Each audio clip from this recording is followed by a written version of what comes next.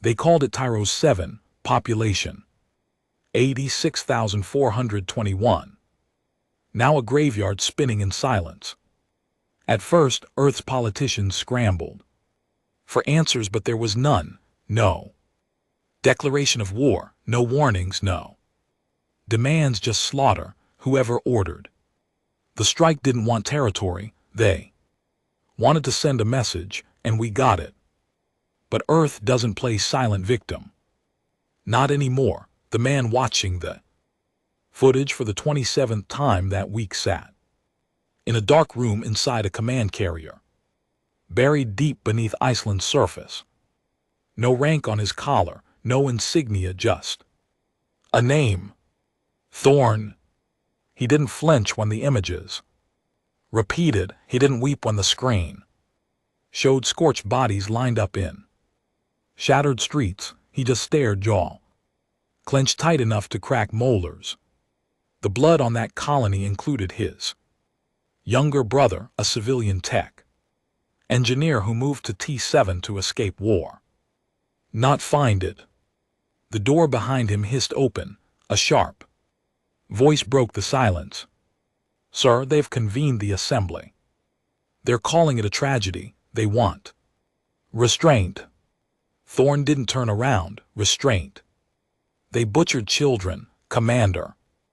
I know. He stood slowly, walking over to a small case mounted on the wall. He opened it, revealing a curved metal device, a key forged in tungsten steel and laced with biometric locks. It hadn't been used in 73 years. Earth hadn't launched a full military offensive since the Orion conflicts. Humanity had learned to keep to itself, trading with other species, building quiet, isolated colonies, peaceful, dull, but Tyros 7 changed everything. Thorn took the key in both hands and pressed it to the panel. Confirm identity, the AI voice hummed. Fleet Admiral Thorn, authorization. Vulcan Protocol 10, he growled. A pause, then a click, lights turned. Red alarms remained silent, but inside Earth's war core, the ancient engines of vengeance spun to life again, far above. In orbit, the EMS Leviathan, Earth's flagship Dreadnought, began transmitting coded pulses across the Sol defense grid. Shipyards from Jupiter's moons to Titan's forges responded instantly.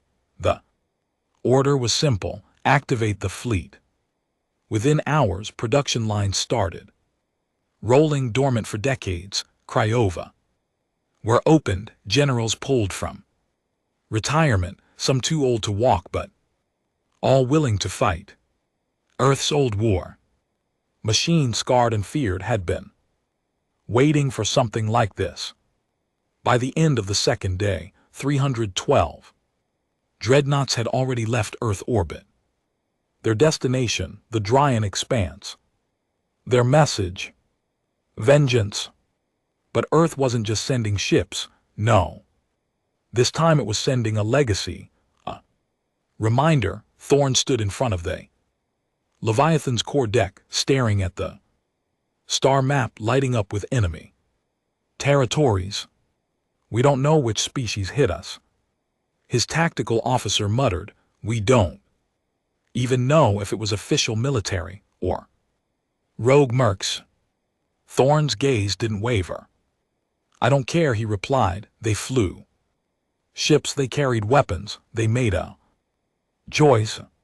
He looked around at his crew, most of them young, born after the wars, raised in peaceful stations. That peace had made them soft, yes, but Tyros 7 hardened them overnight. When we arrive, he continued, I don't want prisoners, I want signals, loud ones, the kind that echo across galaxies. Sir, the officer asked hesitantly, how many ships are we building? Thorn narrowed his eyes at the map. All of them. Silence spread across the Leviathans. War room like a fog before the storm. Outside its armored hull, stars drifted Quietly distant, innocent spectators too. The fury rising in Earth's heart. The ship vibrated with power as its reactors went from dormant to full operational. Humming with restrained violence, Thorn stood at the center of it all, hands behind his back as the wall length.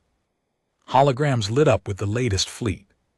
Status: Dreadnought construction now at 14,000 and rising. Mars dry docks are working. Triple shifts, AI fabrication centers on. Europa reports zero downtime, a young comms officer said, barely masking the edge in his voice. He had no rank during peace, just an analyst, but war changed everything. The crew was no longer labeled by desk work or seniority. Now, the only thing that mattered was resolve. Thorn nodded. How soon till the fleet hits combat numbers? Less than 12 days. Sir, 12 days to build 500,000 dreadnoughts. Impossible unless you were Earth. The A. Factories hadn't forgotten the old codes, they'd just been waiting in their cores. The patterns for dreadnought class vessels had always been there.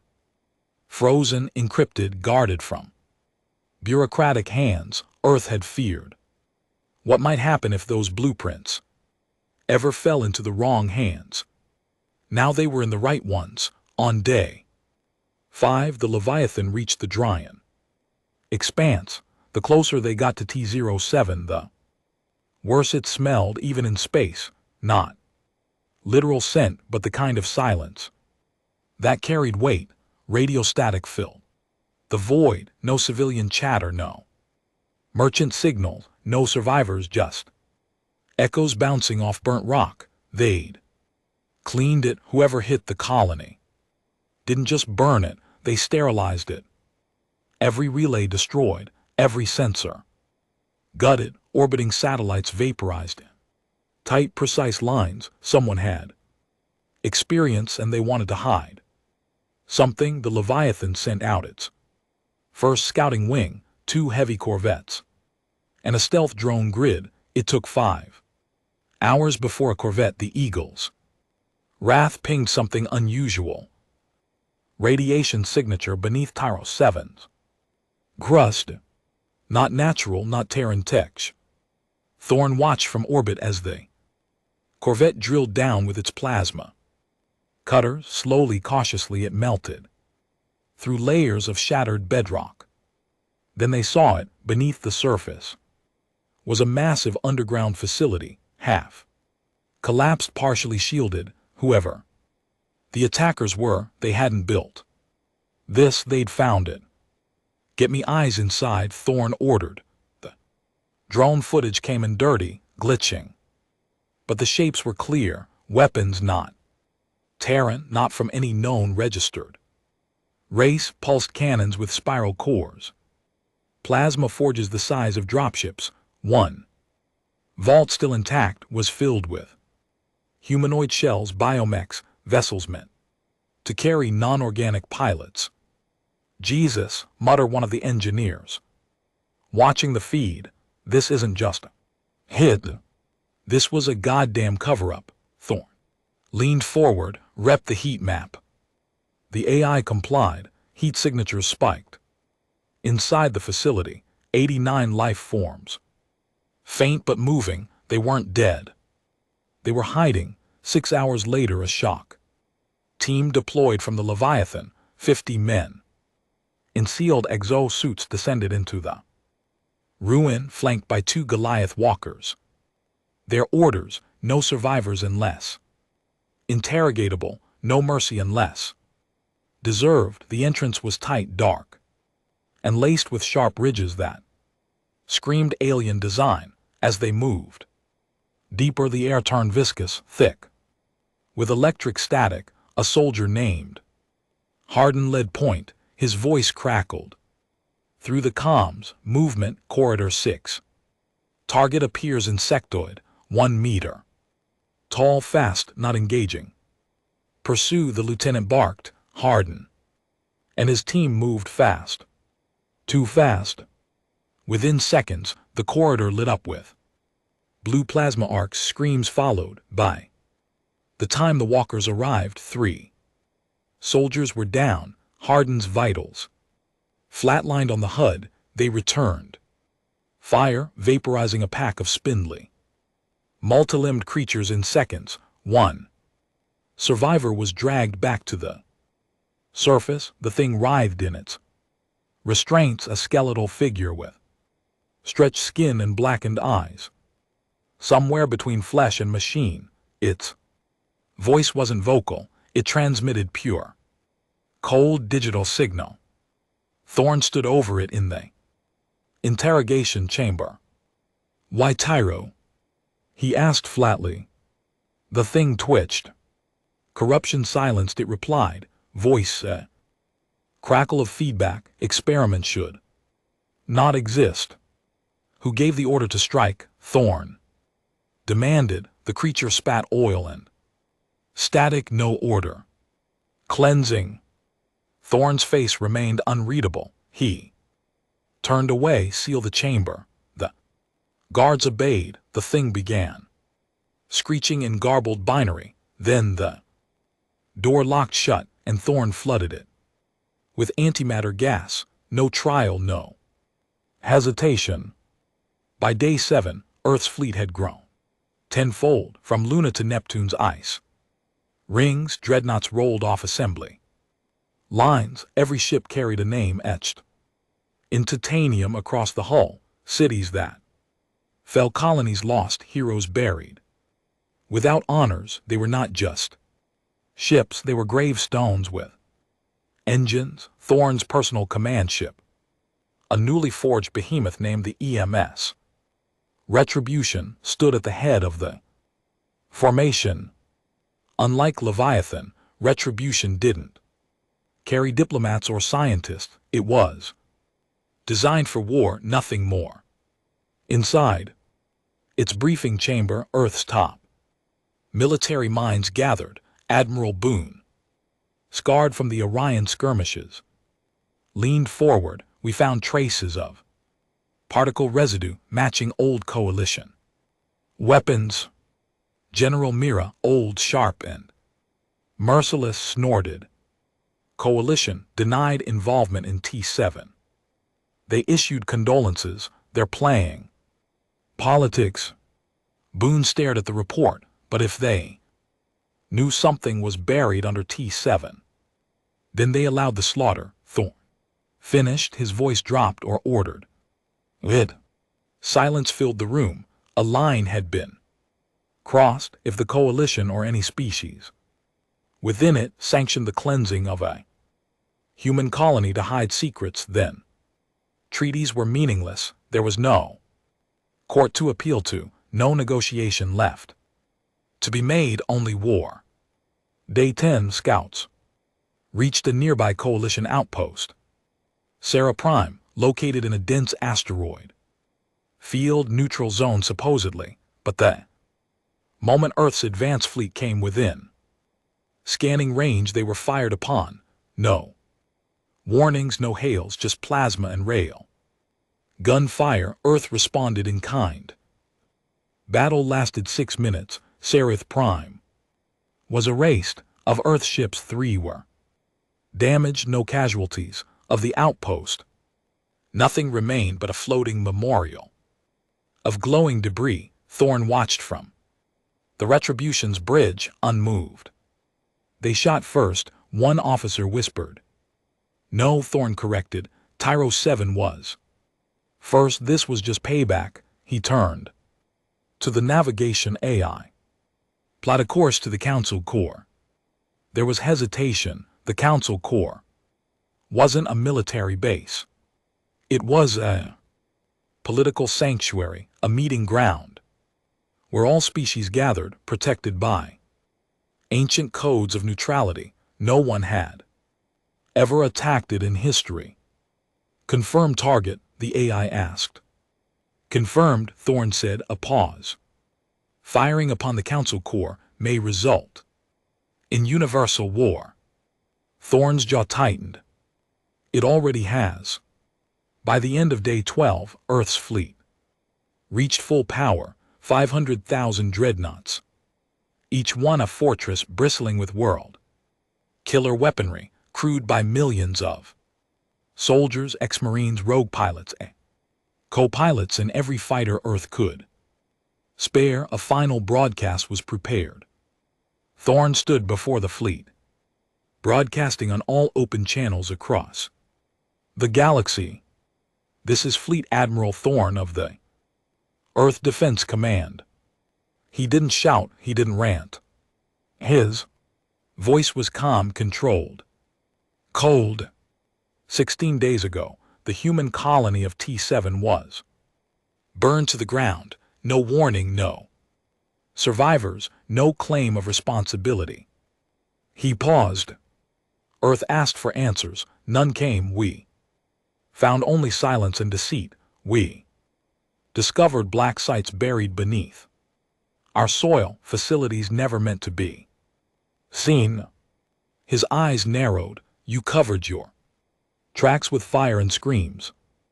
Now we return the favor.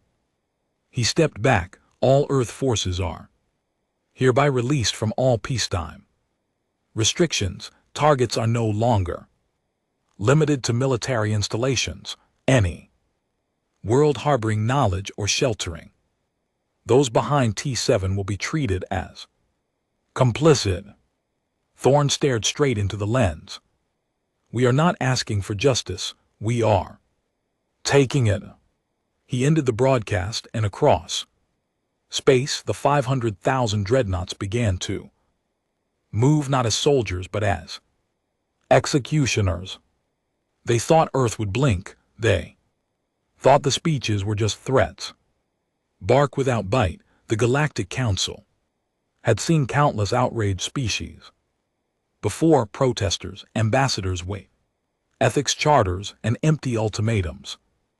Even during the Orion riots, humanity had held back, always restrained by politics or fear of annihilation. But this time the silence from Earth was different. There was no debate in their channels, no pleas for mediation, no representatives begging for fairness. Just that fleet, 500,000 dreadnoughts, burning through the void like a plague. Information. And then came the first strike. The planet was called Jarnes 4, a rich world just inside coalition borders. Population 3.2 billion, mostly neutral. Species, traders, educators. They considered themselves unaffiliated, not fighters, not responsible. They were wrong. Deep under Zeus's university system, Earth Recon AI picked up encrypted archives, hard proof transmission records traced back to the Tyros 7 massacre, data showing that Jarnes administrators received warnings days before the colony was hit and did nothing. They didn't warn Earth. They didn't lift a finger, so Thorn did. Fleet gave them 12 hours to evacuate or surrender the ones responsible. The Jarnesian government responded with a message: we have no part in this war. Thorn replied with 2 words, then. You're part of the silence. At hour 13, the first dreadnought salvo was fired. No surgical strikes, no pinpoint bombing, just raw planetary bombardment. Orbital kinetic rods fell from the sky. At Mach 30, cities were vaporized in the first impact wave. Universities turned to craters. AI towers collapsed like dominoes. In 37 minutes, Jarnes 4 ceased to exist. Not one dreadnought was scratched. No fighters were deployed. It wasn't a battle, it was a lesson. The galaxy took notice. The Council finally responded. A formal summons was sent to Earth. Cease hostilities immediately. Return to the negotiation table. Failure to do so will be considered a declaration of war upon all member species. Thorn didn't reply. Instead, he turned To General Mira. "Where are the next targets?" he asked. She tapped her console. "We traced at least 6 species involved in Black Site operations near Tyro 7, all within Coalition territories. One of them, the Valari Ascendancy, had ships near the colony 2 days before it was wiped. Coordinates. Sending them to your display." Thorn stared at the map. "Prepare Phase 2, send the fleet." He paused. "And kill the relay networks first. I want them blind before we strike." The Valari Ascendancy was one of the oldest species in the galaxy, all bone, white skin and glowing yellow eyes, cloaked in layers of silk and smug superiority. They'd always viewed humans as newcomers, too emotional, too violent, too primitive. Now they were running the moment Earth's fleet warped into Valari space.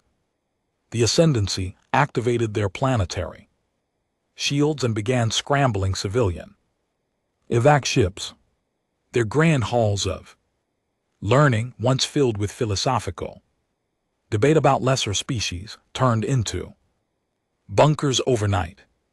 Valari fleets rose in defense. Their pride refused to let them flee without a fight. Earth didn't give them the chance. The human dreadnoughts used fire formation tactics not seen since the last great wars, splitting their battle groups into concentric rings with AI-controlled flanking maneuvers.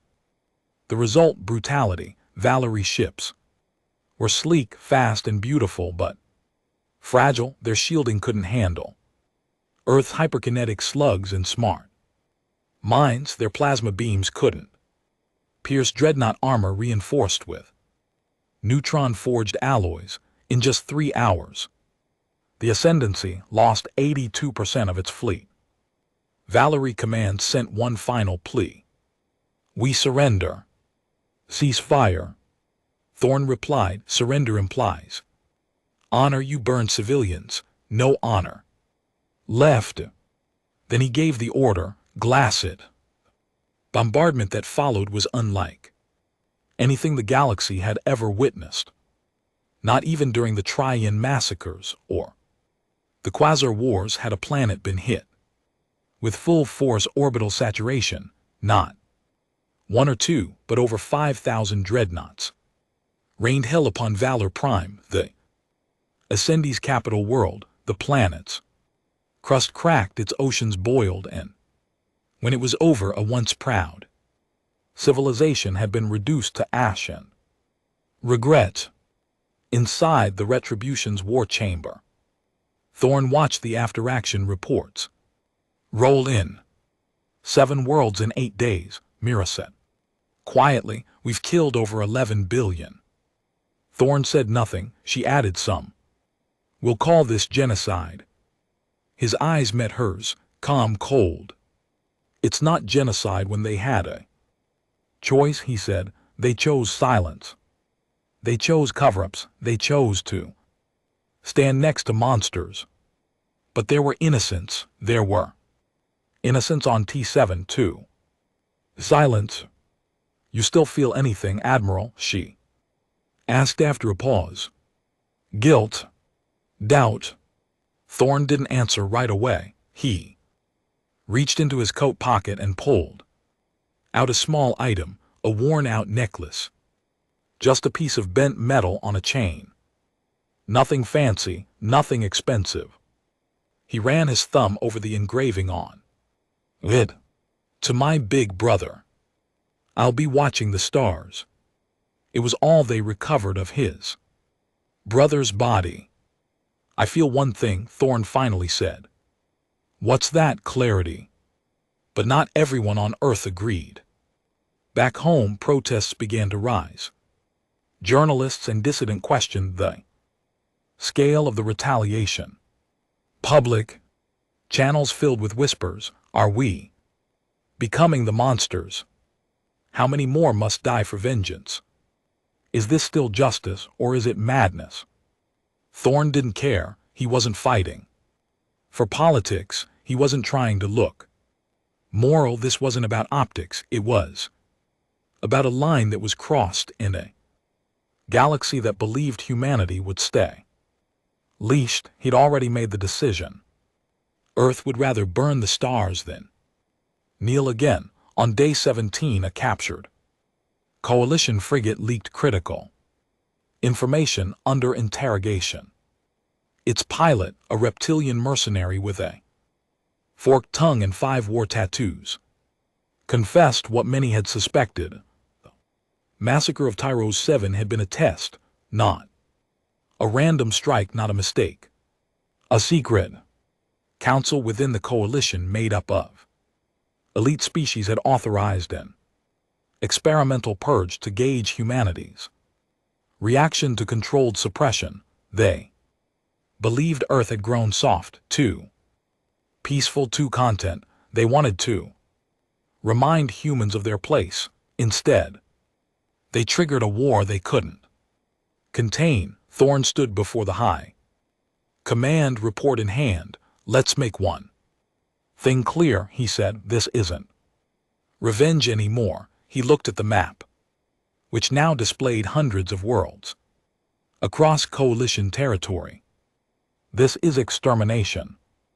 A long silence followed. Then Mira leaned forward, eyes sharp. What about the Council Corps?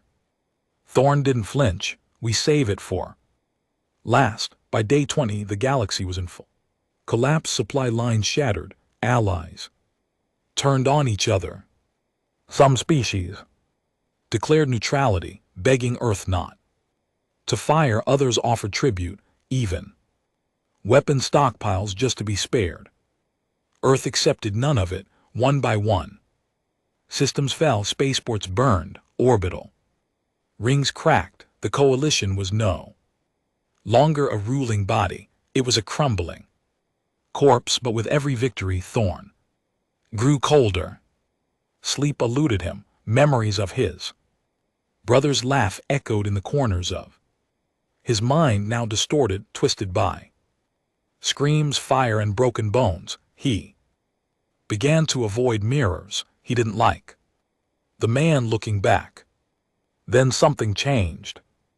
On the outskirts of a scorched moon in Sector 91G, one of Earth's scout vessels found a vault buried under centuries of rock, shielded in layers of cloaking fields and warp static. It should have been invisible, but Earth's AI found it. What they uncovered inside shattered everything. Inside the vault were archives not coalition made, older, far older, alien symbols, ancient star charts, and most chilling of all, footage of Earth, not now, not recently, from before first contact, from before Earth knew there was life beyond its solar system. In one video, human test subjects were being observed, dissected, manipulated, watched from afar by unseen species, marked, tagged, then released back. The truth hit like a railgun slug. T7 wasn't the beginning, it was just the next phase in a long game. Earth had never been welcomed into the galactic fold. It had been allowed, controlled, conditioned. All those peaceful decades, a leash, and now humanity had broken it. Thorn stared at the footage. His hands trembled for the first time in weeks. We were never equals, he whispered. We were livestock. Mira stepped up beside him. What now? Thorn straightened slowly. His voice was ice. We finish what we started. He turned to the map. Take me to the Council Core. They called it the Council Core, a sanctum, a shrine, a place of so-called peace, built at the convergence of 6 major wormhole routes. The core was a marvel of architecture and hubris, floating cities wrapped around a neutron star laced with solar sails and self-sustaining energy webs. It wasn't just the capital of the Galactic Coalition, it was their throne. their safe house, their fortress in the stars. No species had ever dared to attack it. No species had ever survived attacking it until now, because Earth wasn't coming for diplomacy, it was coming for vengeance. Thorn stood on the bridge of the EMS. Retribution staring through the reinforced viewport as the stars warped into spears of light. ETA to Council Core, he asked, voice steady. 46 minutes, his navigator replied.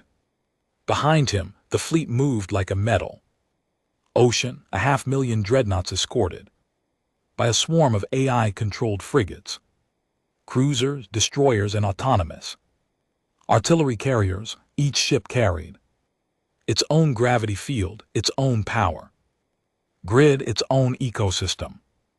They weren't reliant on fuel stations or coalition relay points. They were built for isolation, they were built for siege, and they were built for this. Thorn's hands clasped behind his back. As Mira approached, we just received transmission logs, she said. They're mobilizing everything, all remaining coalition fleets are converging at the core, defense rings, orbital weapons, mercenary fleets, even unaligned species. It's everyone. Good, Thorn said, then we won't have to hunt them down after. Mira looked at him, not with fear but caution. There's no coming back from this, you know that, right? This isn't just war. This is extinction protocol. Thorn didn't respond, his jaw clenched. We saw what they did to us for centuries, he finally said. They watched us from the dark, used us, manipulated our development. They never meant for Earth to rise, they only wanted to control it. He looked at her, eyes like steel under ice. Now they get to see what happens when their experiment fights back. As the fleet approached the core's perimeter, alarms blared across enemy channels. The coalition had pulled every last ship into defensive orbit. Reports estimated over 1.2 million vessels in total, not including orbital platforms, long-range plasma arrays, shield domes, and fighter drones. They expected Earth to hesitate, to stall, to negotiate. They forgot who they were dealing with. Target rings acquired, the Leviathans. AI reported, primary defenses active. No preemptive strike, awaiting orders. Thorn didn't wait. All units, he ordered, begin the burn, form up in wall formations, cycle EMP torpedoes first. Wave break their sky. Mira narrowed her eyes. You're going to blind them before we hit? No, he replied. I'm going to them. The first volley came from Earth's outermost artillery ships, over 30,000 torpedoes laced with high-frequency disruptors and chain reactive shock pulses. They didn't aim for ships, they aimed for the grid. Power lines, communication towers, relay satellites, data hubs, navigation beacons. In one coordinated strike, Earth turned the coalition's coordination into chaos. Thousands of enemy ships suddenly found themselves flying blind. Their AI co-pilots blinked out, their targeting systems glitched. Fighters spun wildly as their magnetic locks failed. Entire battalions broke rank without orders. Earth didn't wait.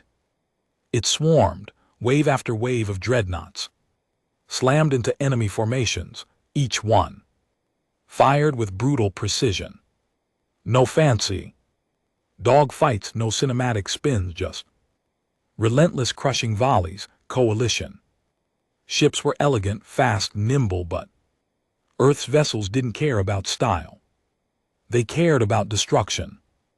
Within the first 30 minutes, nearly 90,000 enemy vessels were gone. Inside the Council core, panic ruled. Species who had once looked down on Humans as primitive were now running from their terminals, screaming in languages translators couldn't keep up with. Diplomats argued over emergency evacuation.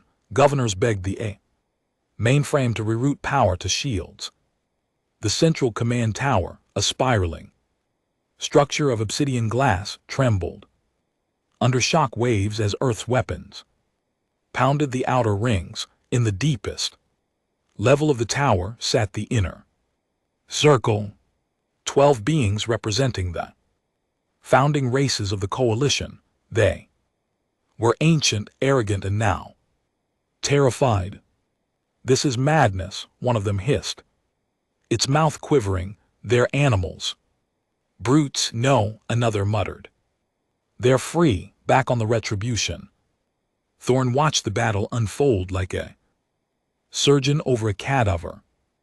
"They're trying to retreat," Mira noted, thousands of ships breaking orbit, core commands pulling its elite out. "Let them," Thorn said. "You're going to let them escape?" "No," he said. "I'm going to watch them try." He raised a hand. "Unleash the Reapers from the dark edge of the system." Earth sleeper fleet arrived, stealth class execution. Ships designed for one thing, pursuit and annihilation. Each Reaper-class destroyer carried piloted hyperdrive interceptors and subspace mines designed to track and rupture FTL lanes. The fleeing ships never made it far. As they tried to jump, their warp lanes collapsed. Mid-transit, thousands of vessels exploded in silent flashes of quantum fire. Others spun out, trapped in frozen jumps, their crews screaming into nothing. The galaxy's elite fled like rats, and Earth hunted them like wolves. 3 hours into the assault, the outer rings of the Council core collapsed. Orbital platforms were torn from their mounts. Coalition defenders retreated into the inner sanctum. Their once pristine cities burned under atmospheric destabilizers. Shield domes flickered, then died. Civilian transports tried to escape through emergency corridors, only to be met by Earth's blockade. Some were allowed through, others were not. Mira watched silently as casualty reports flooded in. "Billions," she whispered. "We're going to wipe out billions." "They should have thought of that," Thorn said coldly. "When they thought human lives were expendable.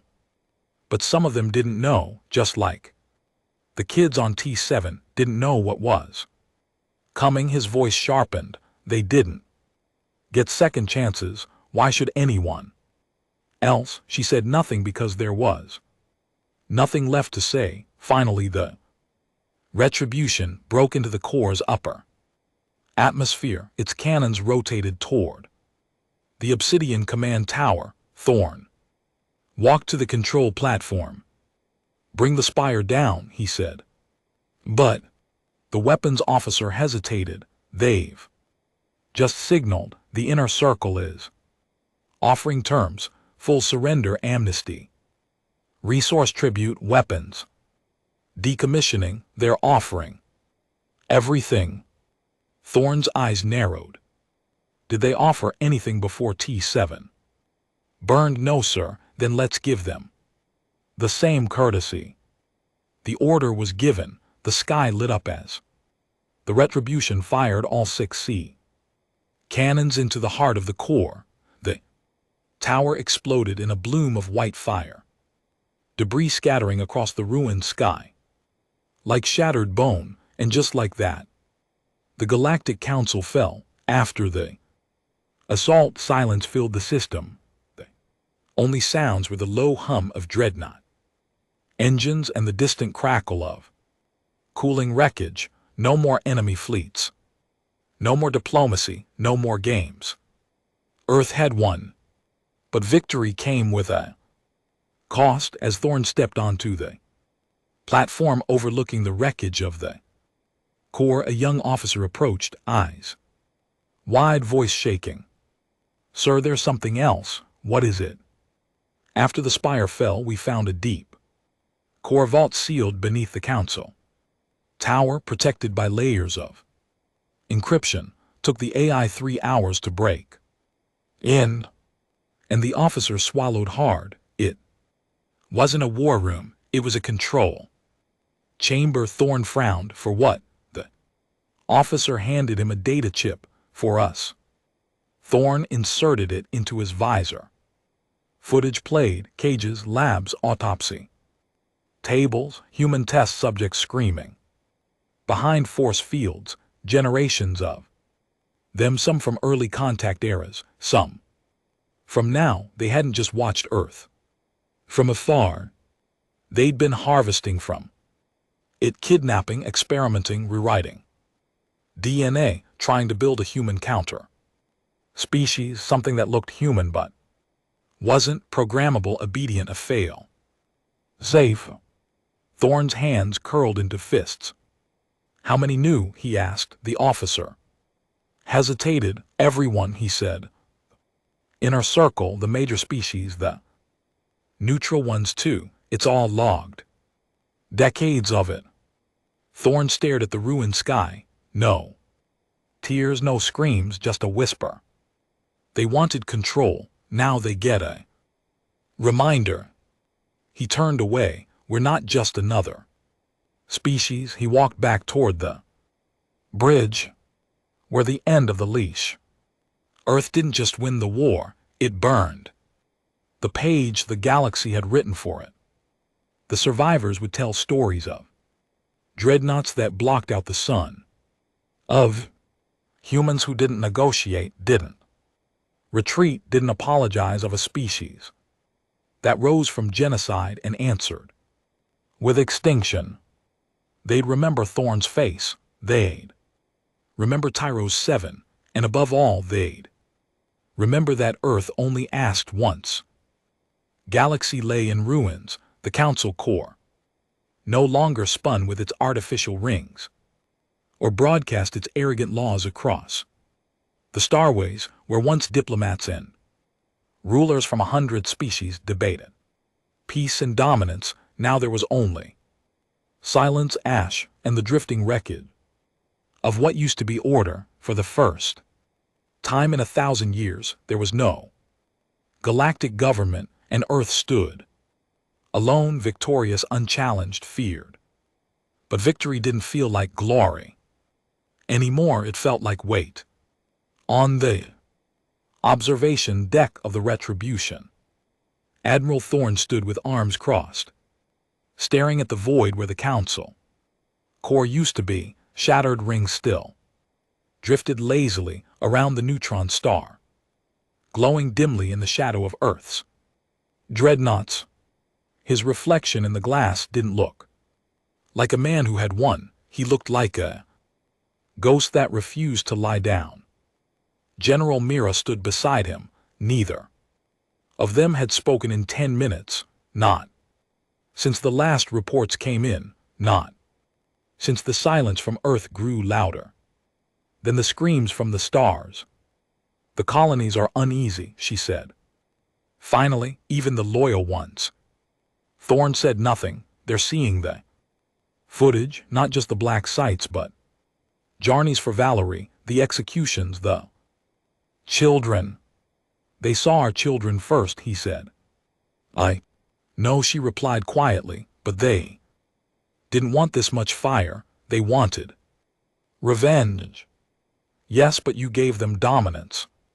Thorn didn't flinch. That's the only thing anyone in this galaxy respects, he said. We begged, we signed their treaties, we followed their rules, and they still butchered our people in the dirt like animals. His voice turned to steel. We're not asking for a seat at the table anymore. We're flipping the goddamn table and building our own. Mira watched him for a moment. You still think they won't come back? She asked. I know they will, she raised an eyebrow. Then what are we waiting for?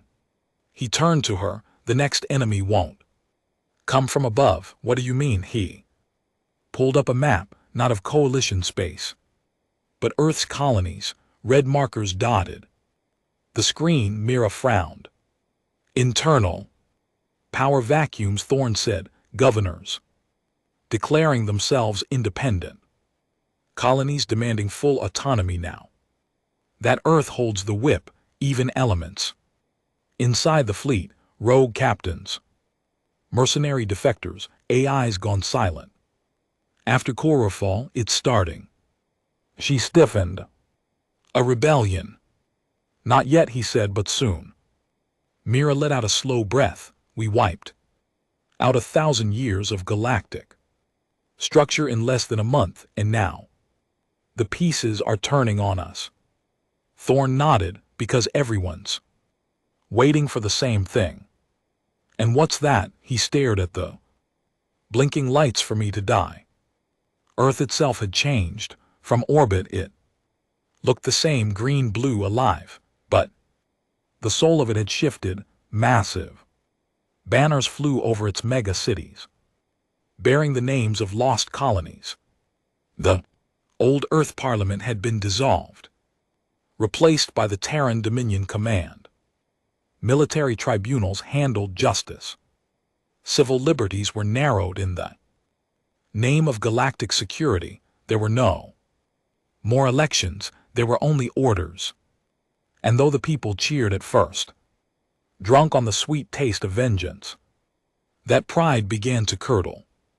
It started small, whispers on the in fetters, leaking footage of Jarny's fours bombing, underground forums debating if the massacre at the council core went too far, reports of pacifist cells in former academic colonies smuggling out denters. Earth crushed them, of course, but the damage was done. A seed had been planted, and beneath every celebration, every parade, every anthem, there was a question rising in silence. What have we become? Thorn walked through the Leviathans. Medbay, not to visit the wounded. There were none, not anymore. The battles were over. No, he came here for the dead. Rows of cryopods lined the corridor, each one holding a fallen soldier, awaiting burial. Men and women from the outer systems, names Thorn would never know, faces that stared back at him through frosted glass like quiet accusations. He stopped at one pod, the name plate. Read Lieutenant R. Ebron, 22 years old, killed in the breach. Assault on the Valari command ship. His helmet had melted into his face. Thorn placed a hand on the pod. They said we were weak, he whispered, that we'd never push back. He didn't expect a reply, but sometimes the silence was worse than any scream. Later that night, alone in his quarters, Thorn finally listened to the last message his brother had sent from Tyros. 7. It wasn't a warning, it wasn't fear. It was a laugh. Hey, big brother, his brother's voice said, light and full of life. You should see the sunset. The sky looks like it's bleeding gold across the mountains. We built a little platform at the top of Ridge 6. You'd love it. I finally feel, I don't know, free. The voice paused. Maybe someday, when you're done being a war dog, you can come visit. Thorn closed his eyes. That message was only 4 hours before the attack. There was no time for panic, no chance for escape, just fire. On day 40, a signal broke through the chaos, one not from Earth or its colonies, but from beyond. A simple beacon repeating, not coalition code, not any known race, just coordinates. A message in perfect English. You've awakened them. Now they remember Earth. Thorn's blood went cold. He ordered immediate tracing. No origin could be confirmed, but the coordinates they pointed toward the edge of known space. A region long thought dead. No stars, no Colonies, no reports, the Black Veil. Mira stood at his side again. You think it's legit? He nodded once. Yes, you think it's them? Yes, she didn't ask who. He meant because they both knew. The council wasn't the top of the food chain. They never were. 2 days later, Earth Command received a data dump from a rogue AI satellite lost near the Black Veil. It wasn't just a transmission. It was a warning. Old footage, strain creatures, ships the size of moons, records of planetary systems turned to stone, flesh twisted into machine, cities turned into shrines made of bone and metal. It was ancient, and at the center of it all a symbol, a circle of black stars, the same symbol found in the Council Core's deepest vaults. And then the satellite went dark. Thorn stared at the files. They're coming back, he said. Mira asked, what do we do? He turned to her, voice quiet. We finish uniting Earth, he said. Then we turn everything toward the Veil. We won't survive another war. Divided. And if the people resist, he didn't hesitate, then we remind them why they needed us in the first place. Mira didn't respond, but her silence spoke volumes. By day 50, the galaxy had changed again. Earth now ruled from the ruins of the Council Core. A new citadel rose from its ashes, not built with glass and art, but forged with dreadnought holes and scorched steel. It was called the Obsidian Throne. From there, Earth issued one message to the surviving races. The old order is dead. You will speak when spoken to. You will act when told. You will obey, or you will vanish. Most did. Some didn't. Earth's Reaper fleets handled those. The cost of disobedience was no longer a trade sanction. It was extinction. And yet, despite the dominance, Thorn couldn't sleep. He dreamed of Tyros 7, of his brother, of Ridge 6 and that gold blood sky.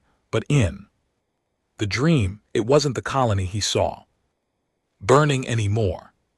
It was Earth, his home, crumbling under something vast and unknowable, a force older than they. Stars not made of flesh, not machine. Something else, something angry, and in that fire he saw his own reflection.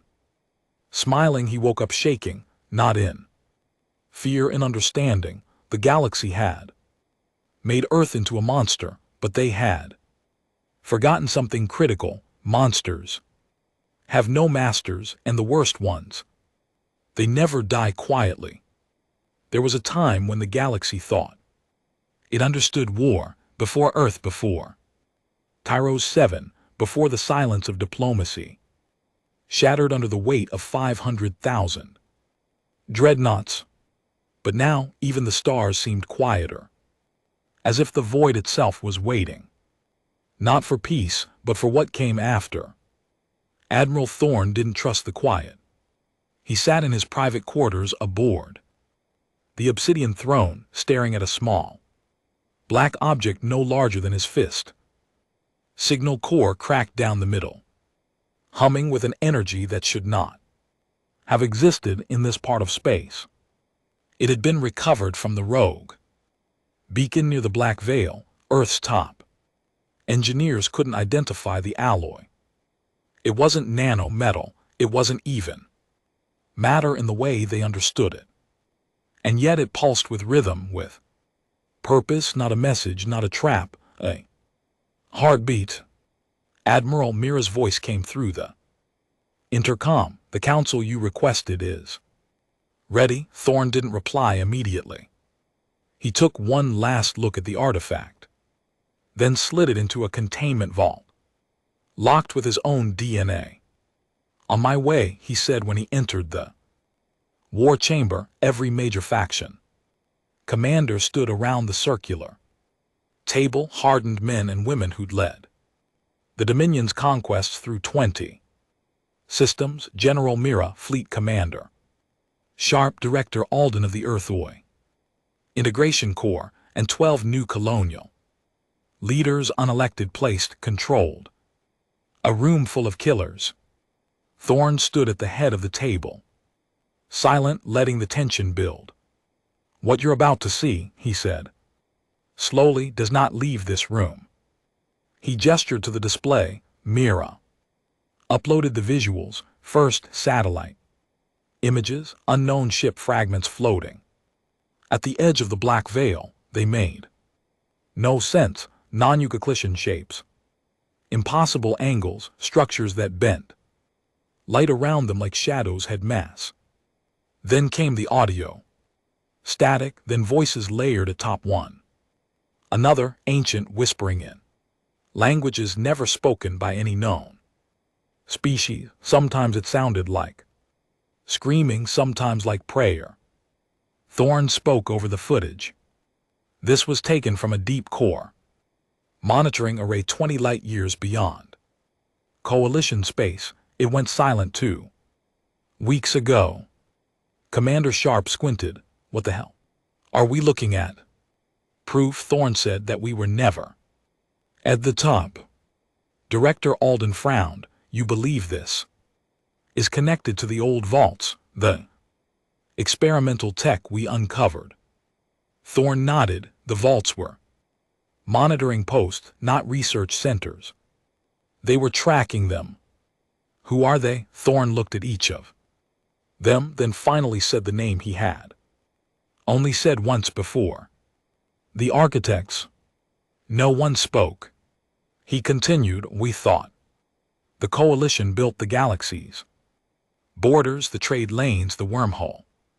Routes, but they didn't, they just found them, used them the same way we'd use abandoned roads. He pointed at the data. These beings predate everything. The Council, the Coalition, even the wars Earth never saw. They're the ones who set the parameters, who watched us, manipulated the rise of entire civilizations, including our own.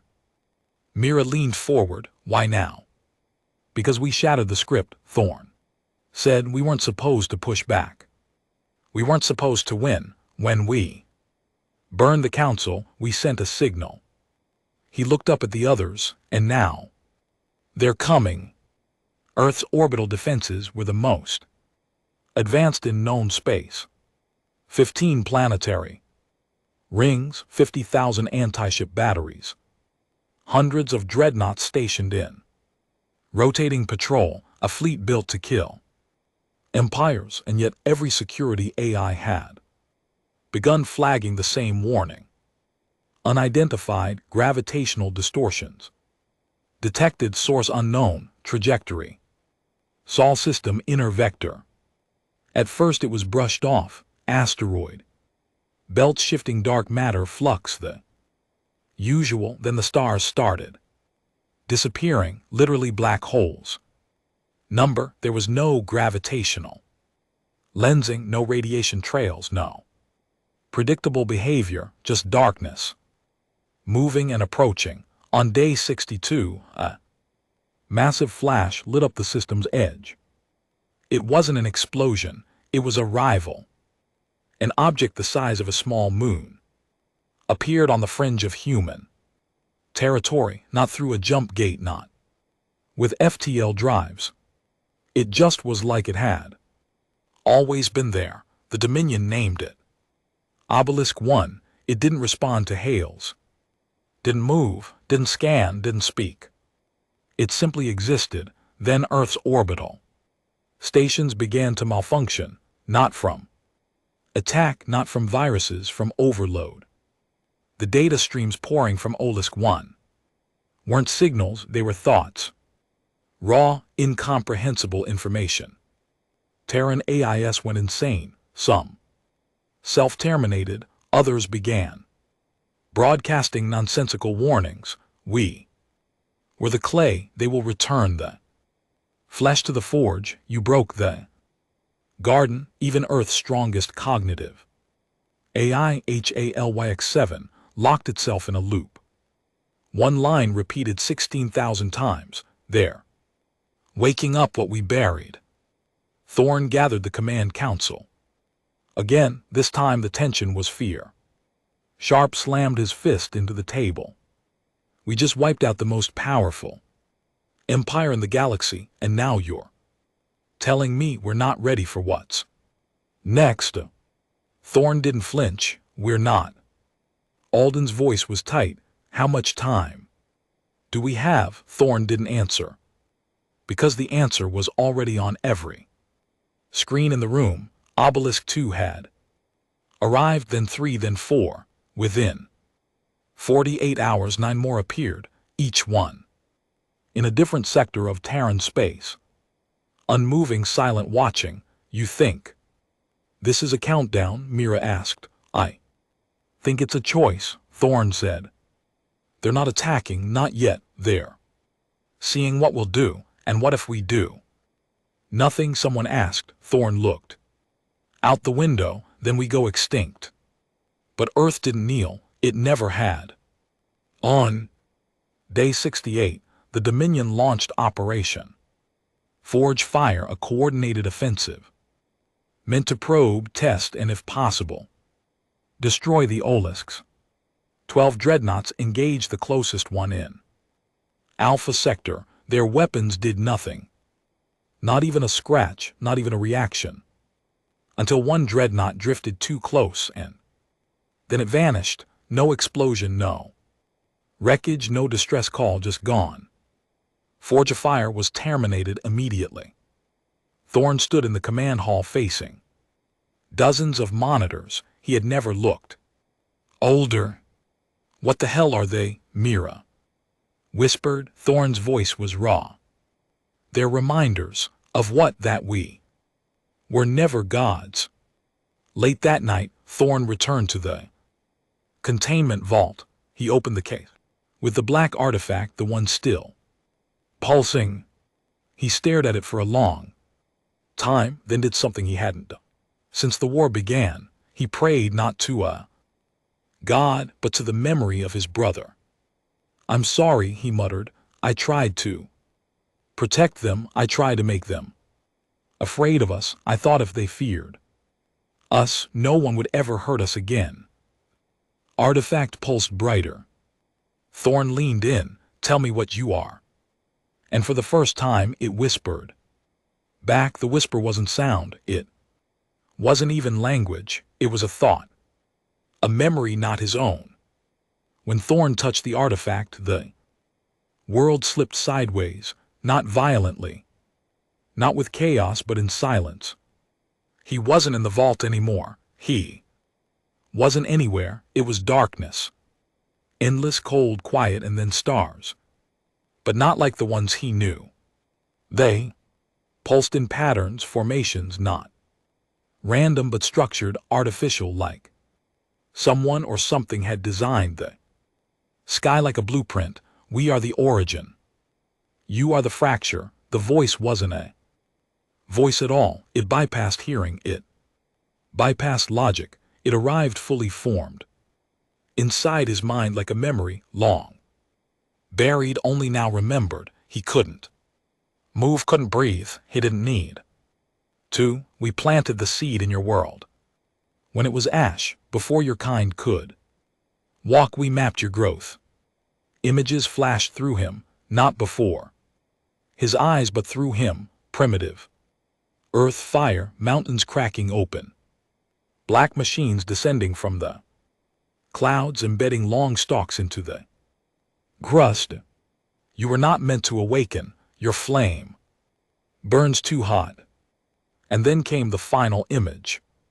Earth, surrounded by a halo of white light, imploding in reverse, everything vanishing into a pinpoint of silence. He gasped. His body snapped back into reality, knees slamming to the cold floor of the vault. The artifact was still there, still humming. But now he understood. The obelisks weren't weapons. They were harbingers. They didn't destroy civilizations. They ended experiments. And Earth had failed containment. 2 hours later, Thorn stood in the Obsidian Throne's main command tower. Drenched in sweat, blood dried on his lip where he'd bitten down during the vision. Mira met him at the lift, eyes sharp. We've received confirmation. Obelisks 9 and 10 have entered Saturn's orbit. The fleet's on standby. Thorn ignored her. Prepare the full Dominion broadcast array. I want every ship, colony, AI mainframe, and governor listening. She blinked. What are you now, Mira? When the broadcast cut in, Dominion citizens across 1,000 systems froze, screens went black, voices died. Only one image appeared, Admiral Thorn, eyes rimmed with red, jaw like iron, standing before the Terran flag. This is not a war speech, he began. This is a reckoning. He paused, letting the silence echo. We burned the stars to answer the murder of our people. We destroyed empires that played God with our DNA. We took the galaxy by the throat and squeezed until it begged. Some watching cheered, others didn't. But we were wrong, he said, and the cheering stopped, dead silence. We thought the enemy was the Council, the Coalition, the corrupt, but they were puppets controlled by something older, something watching. He nodded. Slowly, they're here now. You've seen them, the obelisks. They're not weapons. They're not ships. They're the measuring stick. They exist to determine if we're worth continuing or if the slate needs to be wiped clean. He stepped closer to the lens. I don't know if we can win this. I don't even know if winning means surviving. Another pause, but I know one thing. If this is our final hour, we won't go quietly. Earth was never made for quiet. He raised his fist. We are the fire they feared, and if we are to be erased, we will burn bright enough to blind the ones who come after. He ended the feed, then turned to Mira. I want every rogue fleet reactivated, every dormant AI integrated, every civilian draft authorized, full martial lockdown across all core colonies. Mira's jaw tightened. That'll spark rebellion. Thorn stared at her. Then we'll put it out. 3 days later, rebellion ignited. Anyway, it began in the Outer Rim, the former academic colony of Harrow's End, a once loyal research hub, now under Dominion control, flooded its communication networks with pirate signals. The Admiral is leading us into extinction. They came because of him, not us. Within 6 hours, 4 other colonies echoed the message. Within 12, weapons caches were seized, Dominion officers executed. Within 24, Earth supply lines began to bleed. Mira entered Thorn's command chamber. Mid-transmission. 10 more colonies refusing orders. 5 governors denounced martial law. Some of your own dreadnought captains are going dark. Thorn stared out at the void. They're cowards. They're human. I know. He turned slowly. Activate the Scorch Doctrine. Mira went still. You're not serious. His eyes were colder than she'd ever seen. They want to fracture now when we're facing something that can delete us from existence. You're ordering planetary suppression on Terran colonies. I'm ordering a message, he snapped. Loyalty isn't optional, not anymore. Mira stared at him. You're becoming what they feared you'd be. No, he whispered. I'm becoming what we need. Scorch Doctrine began with precision. One rogue colony, Vera 9, struck first. Its defense grid fired on a Terran cargo hauler trying to land. Thorn responded with orbital strikes, minimal, calculated, just enough to knock out power infrastructure, weapon stockpiles. But when Vera 9 retaliated again, this time with biohack drone swarms, Thorn escalated. Full bombardment. Within hours, Varian was gone. Mira watched from the command deck, her voice low. We just turned one of our own into another Tyros. Thorn didn't respond because deep down, he knew it was happening again. The line he'd sworn never to cross, the one that separated revenge from genocide, was now blurred, justified, necessary. That's what he told himself, but the ghosts were louder now, especially one.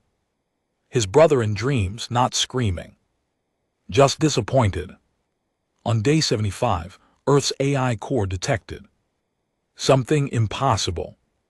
Obelisk 1 had moved, not drifted, jumped from the outer rim of Sol to direct orbit around Earth. The moon dimmed in its shadow, oceans swelled under its weight, panic spread across the planet. Before any order could be given, people began fleeing cities, riots broke out. Power grids surged with overloads from fear-induced hypertraffic. Children wept under red skies as the monolith blocked out sunlight, and then a beam of light struck the surface, not an attack. A scan 7 minutes long, after which the sky returned to normal. No ships moved. No words came, just one universal broadcast. No voice, no language, just a countdown. 30 days. Mira stared at it in silence. What happens at 0? Thorn answered, without blinking. The architects decide if we're a virus or something worth preserving. She turned to him, and if they choose wrong. Thorn looked back at Earth, his planet, trembling under the weight of gods. Then we teach them what it means to fear their own creation. Day 76. Countdown 29 days. Earth had never felt smaller. From orbit, it looked like it always had. Blue, alive, resilient. But in the shadow of Obelisk 1, Earth looked like a candle under a boot. The monolith hung in the sky like the judgment of a silent god, not moving, not responding, just waiting. And every Terran colony, every soldier, every commander knew this was it. The final hour was upon them. Admiral Thorn hadn't slept in 2 days. There was nothing left to prepare, nothing to strategize. The Dreadnoughts were in position. The colonies were locked down under martial law. AI command systems were synced under one voice, his, and still it didn't feel like enough. He sat alone in the war chamber of the obsidian throne, staring at the countdown that now hovered in the center of every Dominion screen. It wasn't just a number, it was a verdict. They hadn't fired a shot, hadn't sent a fleet, no demands, no instructions, no ultimatums. Just time. And time, Thorn knew, was the cruelest weapon. Behind him, Mira entered, eyes sunken, uniform stained with ash from the rebellion on Vega 4. You should rest. He didn't look at her. Not yet. Sleep won't kill you, Admiral. No, but weakness will. Mira walked to the center display. Dozens of Terran colonies flickered red. Tensions were boiling over. Food riots, insurgent broadcasts, underground groups claiming the obelisks were gods, and Thorn was the reason humanity was cursed. They don't believe we can win, she said softly. They're not supposed to. He replied, they're supposed to survive. She paused. That's what this is about, isn't it? Thorn finally looked up. What, you're not planning to win? He said nothing. You're planning to hold them back long enough for what's left of us to escape. His silence was all the answer she needed. You're building a future without you in it. Thorn leaned forward, fingers steepled, voice quieter than she'd ever heard it.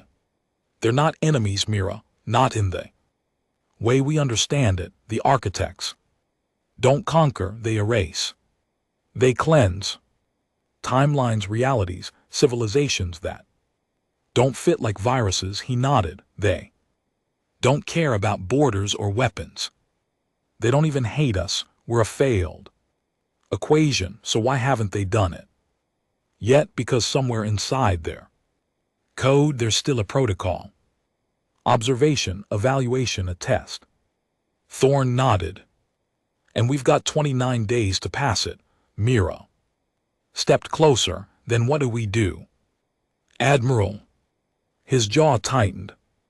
We show them something they've never seen before. Day 79. Countdown 26 days in the outer orbit of Pluto, Earth's most dangerous experiment was awakened. Project Widow. Weaponized interdimensional observation. Weaponry, it wasn't a bomb, it wasn't a ship, it was an event. A pocket space. Tier in reality, built using the stolen schematics from one of the council's deepest vaults, a weapon designed not to destroy matter, but erase meaning. Reality itself bent around it like a dying star. The council had banned it. Earth built it anyway, and now it was armed. Thorn watched the test from the bridge of the Leviathan, standing beside the A interface node. Is it stable? The AI responded in its neutral voice. Stability is irrelevant. Containment probability is 0.2%. Once engaged, it will rupture space. Within a 1 AU radius, targets anything with sentient energy. Signatures, biological, artificial, it does not discriminate, and the obelisks. The AI hesitated, not from emotion but processing conflict. Unknown, no simulations exist. Probability of success, 6%. Better than 0, Thorn muttered. Prepare a test fire. Mira, listening through the secure channel, broke in. If that thing tears a hole in the fabric of space, we may never stop it. That's the point, Thorn said. We'll lose half the solar system. We've already lost everything else. Silence. Then she said what neither of them wanted to admit. You're playing God now. No, Thorn replied, eyes locked on the black screen where Olisk One hovered. I'm just showing one what a human god looks like. Day 81, countdown 24 days. The test fired and space screamed. No sound.